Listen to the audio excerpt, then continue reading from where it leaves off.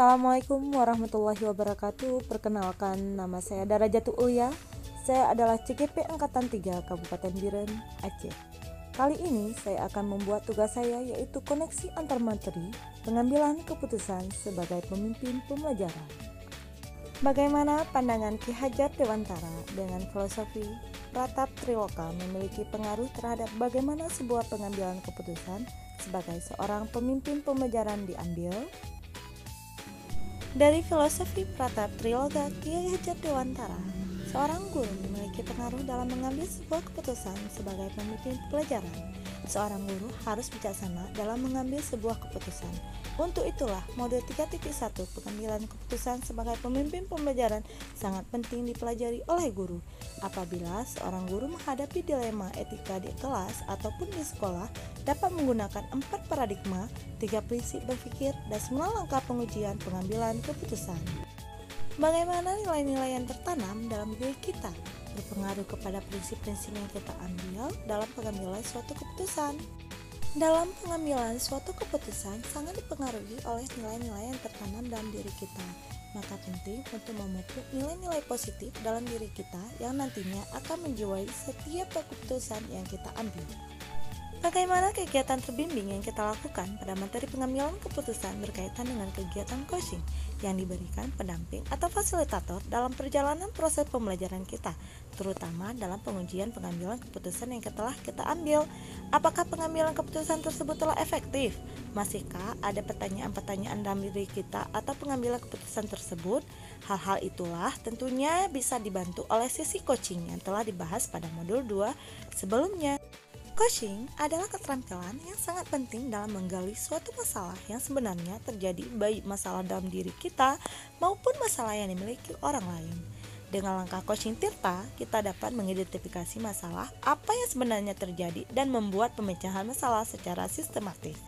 Bagaimana pembahasan studi kasus yang fokus pada masalah moral atau etika kembali kepada nilai-nilai yang dianut seorang pendidik. Pada pembahasan studi kasus yang berfokus pada masalah moral atau etika diperlukan kesadaran diri atau self-awareness dan keterampilan berhubungan sosial untuk mengambil keputusan. Kita dapat menggunakan 9 langkah konsep pengambilan dan pengujian keputusan terutama pada uji legalitas untuk menentukan apakah masalah tersebut termasuk bujukan moral yang berarti benar atau salah ataupun dilema etika yang merupakan permasalahan benar atau salah. Apabila permasalahan yang dihadapi adalah bujukan moral, maka dengan tegas sebagai guru, kita harus kembali ke nilai-nilai kebenaran. Bagaimana pengambilan keputusan yang tepat? Tentunya berdampak pada terciptanya lingkungan yang positif, kondusif, aman, dan nyaman. Pengambilan keputusan yang tepat tentu akan berdampak pada terciptanya lingkungan yang positif, kondusif, aman, dan nyaman. Kondisi tersebut adalah kondisi yang kita inginkan. Maka untuk melakukan perubahan diperlukan suatu pendekatan yang sistematis. Dalam hal ini kita menggunakan pendekatan inquiry apresiatif Bagja untuk melakukan perubahan ke arah yang lebih baik. Selanjutnya, apakah kesulitan-kesulitan di lingkungan Anda yang sulit dilaksanakan untuk menjalankan pengambilan keputusan terhadap kasus-kasus dilema etika ini? Apakah ini kembali ke masalah perubahan paradigma di lingkungan Anda? Dalam kasus dilema etika, pada dasarnya apapun keputusan yang kita ambil dapat dibenarkan secara moral.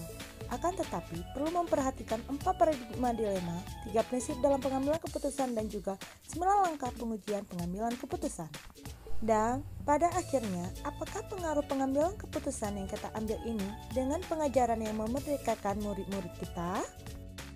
Merdeka belajar merupakan tujuan akhir dari pembelajaran yang kita lakukan. Merdeka belajar berarti siswa bebas untuk mencapai kodrat alamnya, mengembangkan potensinya tanpa ada tekanan pihak manapun. Bagaimana seorang pemimpin pembelajaran dalam mengambil keputusan dapat memengaruhi kehidupan atau masa depan murid-muridnya? Guru adalah pemimpin pembelajaran sebagai pamong yang diibaratkan seorang petani yang menyemai benih. Benih tersebut dapat tumbuh subur apabila dirawat dan dijaga dengan baik. Demikian juga dengan murid. Seorang guru bertanggung jawab untuk mengembangkan potensi yang dimiliki murid sebagaimana petani yang menyemai benih untuk mendapatkan hasil yang baik. Sehingga setiap keputusan guru akan berpengaruh pada masa depan murid. Apakah kesimpulan akhir yang dapat Anda tarik dari pembelajaran modul materi ini dan berkaitan dengan modul-modul sebelumnya?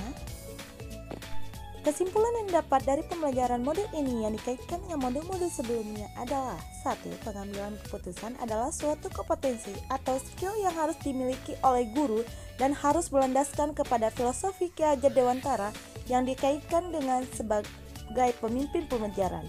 2. Pengambilan keputusan harus berdasarkan pada budaya positif dan menggunakan alur bagja yang akan mengantarkan pada lingkungan yang positif, kondusif, aman, dan nyaman.